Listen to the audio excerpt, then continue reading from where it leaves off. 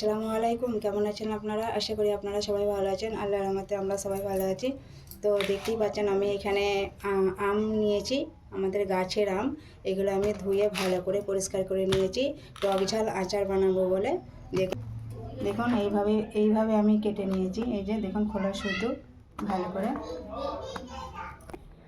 তো দেখতেই পাচ্ছেন আমগুলো আমার কাটা হয়ে গেছে। আমি অল্প লবণ আর হলুদ গুঁড়ো আর লঙ্কার গুঁড়ো আমি দিয়ে ভালো করে মেখে নিয়েছি। আমি অল্প এবার এটাকে রোদে দেব। আর এখানেও দেখতে পাচ্ছেন আমি আম এইভাবে সরু সরু করে কেটে নিয়েছি।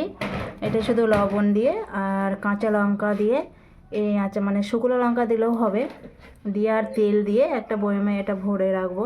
মানে লবণ দেওয়ার পরে দেখবেন এটা রোদে দিলে একটু পানি থাকে আমেতে, সেই পানিটা মরে গেলে রোদে দিলে মরে যাবে। সেই জন্য আমি এইভাবে নিয়েছি, একটু রোদ খাইয়ে বয়মে ভরে দেবো। এই আচারটা হচ্ছে শুধু নুন আর তেলের। তো দেখুন আমি এখানে কড়া বসিয়ে দিয়েছি আমের আচার বানানোর জন্য। আর আমি এখানে সাদা সরষে নিয়েছি, এটা হালকা গরম করে শিলনোড়ায় আধ গুঁড়ো করে নেব। আর এটা হচ্ছে কালো সরষে, এখানে আমি 2 রকম সরষে দিয়েছি। দেখুন হালকাভাবে একটু গরম করে নেব, বেশি নয় অল্প। এটা হয়ে গেছে, নামিয়ে নেব।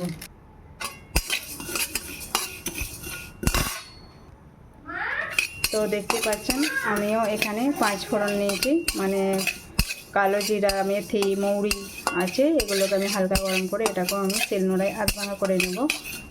হয়ে গেছে, এবারে এটা আমি নামিয়ে নেব। তো দেখতে পাচ্ছেন এখানে আমি সরিষার তেল নিয়ে নিয়েছি কড়াতে। আর আমি হালকা এটা কুসুম কুসুম মানে গরম করে নেব। তো দেখতে এখানে আমি কুসুম কুসুম মানে তেলটাকে গরম করে নিয়েছি। এবার এতে দিয়ে দেবো কালো জিরা অল্প।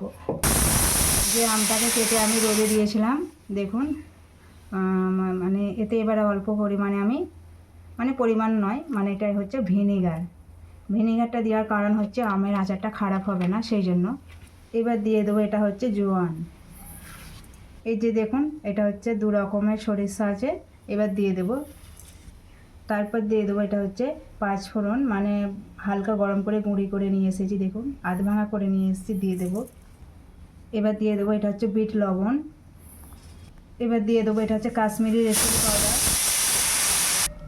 এবার যে তেলটা গরম করে রেখেছিলাম দিয়ে দেব। এবার আমি ভালো করে এটাকে মাখিয়ে নেব। ভালো করে মাখিয়ে নিয়েছি। এবার এটাকে আমি কাঁচের বয়ামে ভরে নেব। দেখুন আমি কাঁচের বয়ামে এটা সব ভরা হয়ে গেছে, 1 বয়াম হয়েছে এই আচারটা। এবার আমি রোদে দেবো, কিন্তু রোদে দিলে যত এটা রোদে থাকবে ততই কিন্তু আমের আচারটা মজবে ভালো, খুব সুন্দর। আর আপনারা চাইলে এটা ছাদেও রাখতে পারেন, আর যাদের বাড়িতে রোদ আছে সেখানেও রাখতে পারেন, কোনো অসুবিধা নেই। দেখুন আমি রোদে দিয়ে দিয়েছি, এই যে কত সুন্দর দেখতে লাগছে না আচারটা। এই হচ্ছে আমার মশলা আচার। আপনাদের কেমন লাগলো অবশ্যই লাইক কমেন্ট শেয়ার করবেন, আমার পাশে থাকবেন। আপনারা সুস্থ থাকবেন, ভালো থাকবেন। আল্লাহ হাফিজ।